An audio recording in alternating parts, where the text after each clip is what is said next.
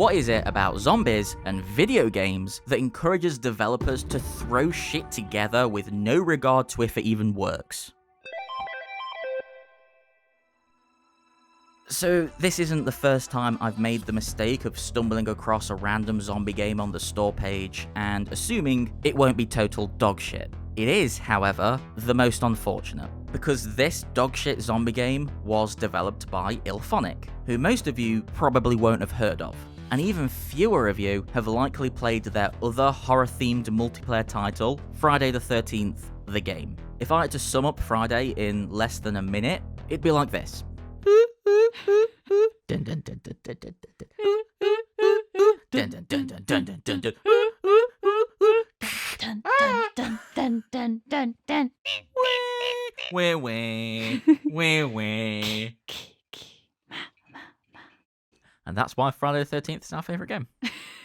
Jason, fuck off, you prick. You can never die. Oh, Jason, you prick. Yeah, it's a very flawed game that somehow managed to be responsible for some of my favourite gaming memories of the past 5-ish years. So, even though, deep down, I knew that Dead Alliance wasn't going to amaze me with its quality, Illfonic had built up enough goodwill to convince me to splash out the cash and give it a go.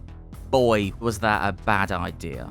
Like I've said, for personal reasons, I adore Friday the 13th the game, but between that and Dead Alliance, I think maybe Illfonic just really fucking suck at making video games.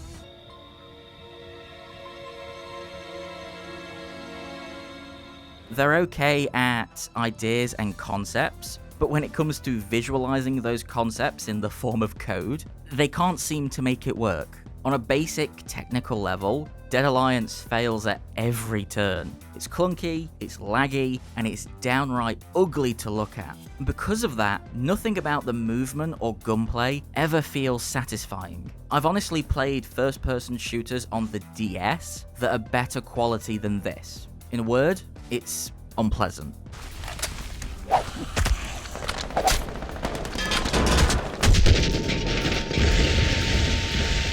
Even so, that's not really much of a shame, because regardless of whether Dead Alliance functions as an actual game with, acceptable gameplay, there's fuck all to do in it anyway. The two choices you're presented with are 4-on-4 PvP matches or a wave-based mode, which you might think sounds perfectly fine. Well, as you could have already guessed, it's not.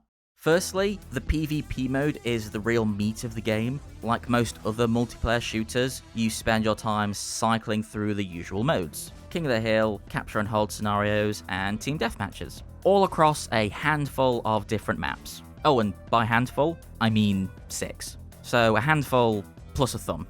But don't worry, the selection of simplistic levels is a pill made much easier to swallow thanks to the deep customization. Yeah, that's obviously a joke. The only deep thing about the customization is how deeply shit it is. What the game describes as deep customization is more like a handful of generic upgrades you'd find in every other game that has guns in it. Oh yeah, and the smallest collection of standard basic skins you could imagine. It's like the devs for some reason were just dead set on 6 being the perfect number for variation. If I'm willing to allow the pitiful lack of variety, I'm fully prepared to say that the PvP aspect of Dead Alliance is fine. It's nothing new, and there's plenty of other games that do it much, much better.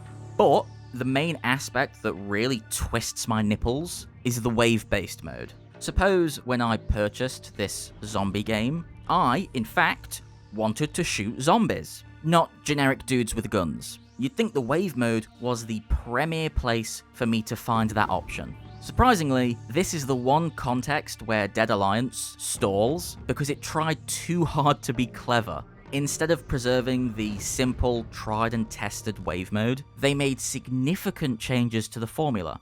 But they're all stupid. In this version, you keep moving from shrinking circle to shrinking circle while trying to stay inside and avoid choking to death. Which means there's absolutely no room for tactics or even thinking for yourself. Just follow the circles until the game decides it's over or you decide it's over. Unless you're committed to finishing Wave 15 on all 6 levels, and God help anyone who thinks that's a good idea, you will not be getting much content out of this mode. Oh, and just in case you thought sharing the tedium with a co-op partner might alleviate some of the boredom, you can't. Despite having 4v4 matches, the devs simply resolved to not include co-op.